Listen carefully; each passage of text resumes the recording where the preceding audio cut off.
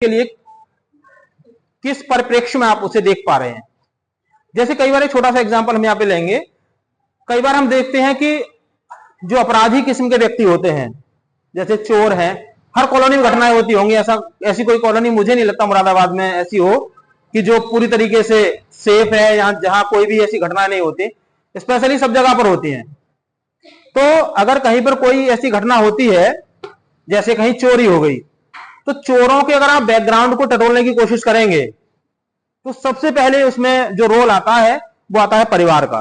किसी चोर को आप उठा के देख लीजिए तो पता चलेगा कि परिवार में उसका समाजीकरण सही तरीके से नहीं हुआ था। एक एग्जांपल से आप समझ सकते हैं। जैसे परिवार दो तरह के होते हैं, सभी जानते हैं। मैं ज्यादा उधर टाइम वेस्ट नहीं करूंगा क्योंकि वो ज्यादा पढ़ाने वाली चीज ही नहीं है। एक परिवार होता है जिसको हम कहते हैं एकल परिवार या न्यूक्लियर फैमिली, और दूसरा होता है संयुक्त परिवार जिसको कहते हैं हम ज्वाइंट फैमिली। तो मैंने स्टार्टिंग में बताया कि जिस तरीके से हमारा जो समाज चेंज हुआ है, सोसाइटी जो चेंज हुई है, मॉडर्नाइजेशन आया हमारे सोसाइटी में, है ना, इंडस्ट्रियलाइजेशन आया, औद्योगिकरण हुआ, उसके बाद अर्बनाइजेशन आया यानी शहरीकरण हुआ, नगर बने, नगर बढ़े, दोनों सिचुएशन, नए नगर भी बने और जो पुराने नगर थे उन्होंने विस्तार भी लिया। तो इसमें काम की खोज में गांव से बहुत सारे बंदे आए, नौकरी के लिए आए या रोजगार करने के लिए आए, तमाम तरह की बातें। तो अगर आप उन शहरों को देखेंगे तो शहरों में संयुक्त परिवार ना के बराबर हैं, अधिकांशतः एकल परिवार हैं, न्यूक्लियर फैमिलीज हैं। अगर मान लीजिए मैं बात करूं दिल्ली की या नोएडा की, ग्रेटर नोएडा, फरीदाबाद, गुड़गांव, ये वाला जो एनसीआर है, उधर की अगर आप स्टडी कभी करने का आपको मौका मिलेगा तो आप पाएंगे वहां पर मोस्टली न्यूक्लियर फैमिलीज हैं, जहां लड़की भी जॉब करती है और लड़का भी जॉब करता है। अब प्रॉब्लम कहां पे आती है, अब आप देखिए, जैसे दोनों बंदे जॉब कर रहे हैं, दोनों मतलब पति पत्नी दोनों जॉब कर रहे हैं।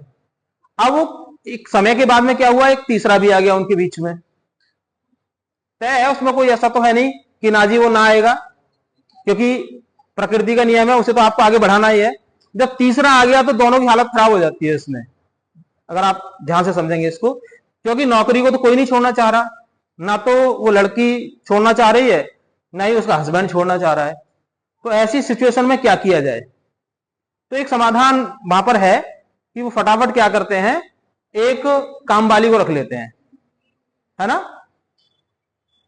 कुछ भी नाम हो सकता है, कुछ आया बोलते हैं उसके लिए, कुछ कामवाली ही बोलते हैं। तो दिल्ली एनसीआर का मैंने देखा है, क्योंकि मैंने उसकी स्टडी की हुई है। तो वहां पर जो कामवाली होती है ना, कामवाली को उसी को प्रेफर करते हैं वो जिसकी उम्र 20 और 30-35 के बीच में होती है। मतलब वो ये नहीं देखते कि कोई 55 साल की बुढ़िया हो उसको काम दे देंगे, उसे कोई नहीं रखेगा भाई। बैक गेट, और भाई पिछले वाले गेट से बैठ जा, पता कर लेती कौन सा है। तो उसमें उसकी ये एज होती है, इसी एज की वो लोग रखते हैं। तो आप इसको देखिए, थोड़ा सा समझने की कोशिश करिए, जिन्होंने उसको अपने यहां पर काम पे रखा है, ठीक है, और जो काम करने के लिए आई है, लगभग एक जैसी एज होती है, एक जैसी। जिस बच्चे की देखभाल करने के लिए जो आ रही है, जो लेडी जा रही है, उसके भी बच्चे हैं, और थोड़ा अंतर है कि इसके तो चलो एक ही है, इन दो पति पत्नी, क्योंकि पढ़े लिखे हैं, उसके तो हो सकता है 2, 3, 4 हों, उनको पता ही नहीं है, होश ही नहीं है कि आखिर हो क्या रहा है। उनका तो बस वही आइडियोलॉजी चल रही है कि ज्यादा बच्चे होंगे, ज्यादा कमाएंगे, है ना, ज्यादा पैसा इकट्ठा होगा, वो भी उसी सोच पे जिए चले जा रहे हैं। तो उनके बच्चे हैं। तो ये जो बच्चा है ना, जिसको हम कहते हैं मिडिल क्लास या अपर मिडिल क्लास या अपर क्लास, कोई भी कैटेगरी हो सकती है, मध्यम वर्ग या उच्च मध्यम या उच्च लेवल, इनका जो बच्चा है उसके लिए मां की व्यवस्था हो गई, आप ये मान लीजिए। क्योंकि जो उसकी रियल मां है वो तो है ही, वो तो देखभाल कर ही रही है रात को, और दिन में देखभाल करने के लिए जिसको उन्होंने हायर किया हुआ है, आया जो भी है, उसका प्यार मिल रहा है। तो इस बच्चे को 2 माओं का प्यार मिल रहा है, इसका डेवलपमेंट बहुत अच्छी तरीके से होगा। और जो काम कर रही है उसके जो बच्चे हैं, उसको मां का प्यार 0 है, मां का प्यार ही नहीं मिल रहा। क्योंकि मां तो शाम को कहीं आएगी, घरों में काम धंधा पूरा करके निपटा के, और जब आएगी तो हो सकता है कि भाई पूरे दिन का थका हुआ, कहां कितनी फुर्सत किसकी रखी है। तो इस तरीके से जैसे जैसे एज बढ़ती है दोनों बच्चों की पैरेलल आप उसको देखिए, जिसको 2 माएँ मिली हुई हैं वो उसका जो डेवलपमेंट होगा वो एक अच्छे परिवेश का होगा। वो बच्चा सोसाइटी में पढ़ाई में भी अच्छा होगा, बाकी कामों में भी अच्छा होगा। लेकिन जिसको माँ का प्यार ही नहीं मिला, कोई संस्कार ही नहीं मिला, वो तो ऐसे ही बढ़ रहा है ना, पेड़ की तरह या जैसे जानवरों के बच्चे होते हैं। धीरे धीरे जैसे उसकी उम्र 12, 13, 14 साल होगी, समझ लीजिए उसके अंदर मानसिक विकृति स्टार्ट हो जाएगी। और ऐसे बच्चे ही समाज में जाकर के अपराधी बनते हैं। पहले छोटा अपराध करते हैं और धीरे धीरे बढ़ते बढ़ते वही बड़े अपराधी हो जाते हैं। और समाज में कई बार देखा होगा, लोग बोल देते हैं ऐसे ही कि अरे यार ये ना इनके बच्चे ऐसे ही होते हैं। लेकिन तो देखो परिवार किस तरीके से अस्तित्व में आए, आज हम इस टॉपिक पर चर्चा ज्यादा करेंगे। तो आप परिवार किसे कहते हैं, क्या है, ये तो मोस्टली सभी लोग जानते ही हैं। हम ये जानने की कोशिश करेंगे कि परिवार अस्तित्व में कैसे आए और परिवार होते कितने प्रकार के हैं। ये हमारा मेन आज का जो टॉपिक रहेगा। तो देखो ये जानने से पहले परिवार थोड़ा सा इतना समझ लीजिए कि ये जो शब्द है ये इंग्लिश का शब्द है, ठीक है, इंग्लिश लैंग्वेज का शब्द है फैमिली, जिसका हिंदी ट्रांसलेशन है परिवार। और ये शब्द एक शब्द है फैमुलस। फैमुलस ये शब्द है लैटिन भाषा का, ठीक है, लैटिन भाषा का शब्द है फैमुलस। फैमुलस शब्द का इंग्लिश ट्रांसलेशन है फैमिली और उसका हिंदी जो रूपांतरण है वो है परिवार। तो लैटिन भाषा के फेमुलस शब्द से परिवार शब्द आया है। और जो फेमुलस है उसका जो एक मीनिंग है, डायरेक्टली अगर हम उसको कन्वर्ट करें हिंदी में तो उसका मतलब होता है सुरक्षा प्रदान करना। सुरक्षा प्रदान करना मतलब लैटिन के जो लैटिन भाषा है उसके परिप्रेक्ष्य में फेमुलस शब्द का अगर मैं हिंदी मीनिंग पता करने की कोशिश करूं तो उसका अर्थ है सुरक्षा प्रदान करना। अर्थात कोई बच्चा जब जन्म लेता है उस बच्चे की सुरक्षा के लिए जो एक आवरण चाहिए हो उसको परिवार कहा जाता है। अगर मान लीजिए आपने देखा होगा जो मनुष्य है उसको हटा दिया जाए तो बच्चे तो सभी पैदा करते हैं, कोई जरूरी नहीं है कि यही एक ऐसा प्राणी है जो बच्चे पैदा करता है। जीव जंतु सभी इस नेचर में जो भी है सबका राइट है जनरेशन का, जनरेशन को आगे बढ़ाने का। वो जिस प्रजाति का भी है उस प्रजाति की जो पॉपुलेशन है उसको सभी आगे बढ़ाते हैं, ठीक है ना। तो सिक्योरिटी के पर्पज से ये परिवार रूपी संस्था का निर्माण हुआ। एंथ्रोपोलॉजी में बताया गया है कि जो मनुष्य था, जैसे मैंने आपको बताया कि पहले समाज बने, समाज के बाद में क्या हुआ, समुदायों का निर्माण हुआ, ठीक है, फिर समितियां बनी, समितियों के बाद में संस्थाएं बनी, संस्थाओं के बाद में सामाजिक समूह बने, जिसकी हमने कल बात की थी।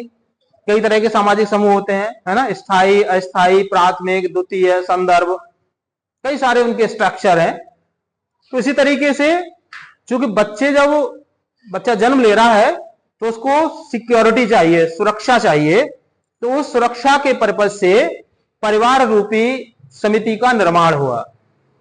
अर्थात ब्लड रिलेटेड जो भी उस जो कम्युनिटी थी उसमें जो बंदे थे वो एकजुट रहने लगे और उनका मूल उद्देश्य यही था कि जो उसमें नया बच्चा आ रहा है, जो नया इश्यू आ रहा है, उसको कैसे हम सिक्योरिटी प्रदान कर सकते हैं, कैसे हम उसको सिक्योरिटी दे सकते हैं, कैसे हम सुरक्षा उपलब्ध करा सकते हैं।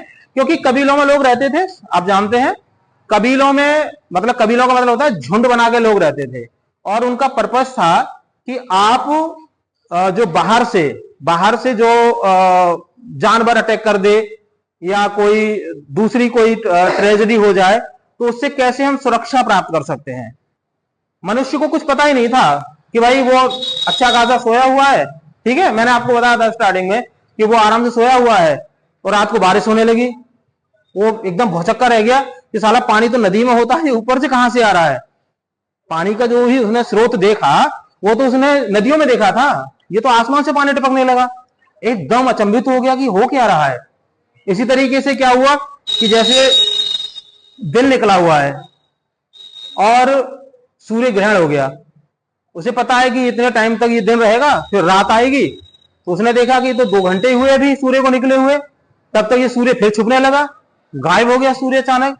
तो इन चीजों से उसे दहशत होने लगी, उसे डर होने लगा, और उस डर की वजह से क्या हुआ कि उसके अंदर सिक्योरिटी वाली भावना जगी कि कैसे अपने को सिक्योर कर सकते हैं। तमाम तरह की जो घटनाएं थी हमारी समाज में, हमारी सोसाइटी में, उन घटनाओं की वजह से इस परिवार रूपी संस्था का निर्माण हुआ। करते हैं तो उसमें जरूरी नहीं है कि सारे लोग उसमें जुड़ जाएं। कुछ लोग ऐसे होते हैं जिनको पसंद ही नहीं आता, जो बदलाव को पसंद ही नहीं करते। जैसे आप देख रहे होंगे जो मॉडर्नाइजेशन है, जो आधुनिकीकरण है, उसमें कुछ लोग तो जुड़ते हैं, कुछ लोग तो उसको स्वीकार करते हैं, लेकिन कुछ लोग ऐसे भी होते हैं हमारे समाज में जो उसको स्वीकार। तो इसी तरीके से हमारी सोसाइटी में भी यही हुआ कि जो जनजातियां थी, दिक्कत होती है कि हमारी नॉलेज ही उतनी नहीं है। जो हमारी नॉलेज, विजडम, ये बहुत जरूरी है और ये एक दिन में क्रिएट नहीं होता। इसलिए मैं सभी को सुझाव देता हूं कि पढ़ाई को ना, चूंकि अब आप ग्रेजुएशन में आ ही गए हैं, तो आप सिविल सर्विस को एक टारगेट बना करके तैयारी करिए अभी से। जब आप सिविल सर्विस आपका टारगेट होता है तो एसडीएम, नायब तहसीलदार, तहसीलदार, इस प्रकार की जो नौकरी है वो तो आसानी से मिल ही जाती है, कोई बड़ी बात नहीं है, क्योंकि टारगेट हमारा ऊंचा है। और अगर हमने टारगेट ही ये बना लिया है कि हमें तो पुलिस में सिपाही बनना है, तो फिर सिपाही क्या तुम होमगार्ड भी ना बन पाओगे, है ना। बहुत सारी जनजातियां हैं, जैसे हमारे यही अगर आप हल्द्वानी वाली एरिया में जाएंगे, हल्द्वानी रुद्रपुर वाली जो एरिया है, तो यहाँ पर संथाल एक कम्युनिटी है, शेड्यूल ट्राइब संथाल, जो हमारे यहाँ उत्तर प्रदेश और उत्तराखंड में मिलते हैं। इसी तरीके से भील, नागा, खरिया, मुंडा, उराव, बिरहोर, ये तमाम जनजातियां हैं, मतलब 100+ जनजातियां हैं जो भारत में निवास करती हैं। तो इनमें सबसे पहले एकदम शॉर्ट में, थोड़ी तेजी के साथ में हम जानेंगे, आप कहीं नोट करते चले जाएं। मैं बताऊंगा कि उनमें विवाह की कौन कौन सी पद्धतियां प्रचलित हैं। हम सिर्फ एक ही पद्धति के बारे में जानते हैं मुसलमानों में। हिंदुओं में विवाह क्या है? एक संस्कार है। मुसलमानों में विवाह क्या है? एक समझौता है, जिसको निकाह कहते हैं। हिंदुओं में विवाह के वैसे 8 प्रकार माने गए हैं, जिसमें 4 प्रकारों को उत्तम कोटि का और 4 प्रकार के निम्न कोटि के माने गए हैं। मुसलमानों में विवाह के 3 प्रकार माने गए हैं, जिसमें 1 प्रकार के विवाह को उच्च कोटि का माना गया है और 2 प्रकार के विवाहों के लिए निम्न कोटि का माना गया है। दो जो लास्ट वाले हैं, उनमें जो तीसरा है उसको एकदम निम्न कोटि का माना गया, उसको वो स्वीकार ही नहीं करते, दूसरे वाले को स्वीकार कर लेते हैं। कोई विद्यार्थी जो मुझे ये बता दे कि विवाहों के कितने प्रकार होते हैं। जैसे मैंने बताया कि हिंदू जो समाज है उसमें विवाहों के 8 प्रकार होते हैं, 4 उच्च कोटि के, 4 निम्न कोटि के। मुसलमानों में विवाह के 3 प्रकार होते हैं, 1 उच्च कोटि का, 2 निम्न कोटि के। 2 में भी 1 निम्न कोटि और तीसरा वाला एकदम निम्न कोटि, वेरी लोअरेस्ट। कोई बताएगा कोई बच्चा मुझे? आप ऐसा मत करना कि मैं आपको डिमोलाइज करने की कोशिश कर रहा हूं कि तुम्हें कुछ नहीं आता, ठीक है। मेरा मतलब है कि कम से कम आप जान लें कि आखिर है क्या।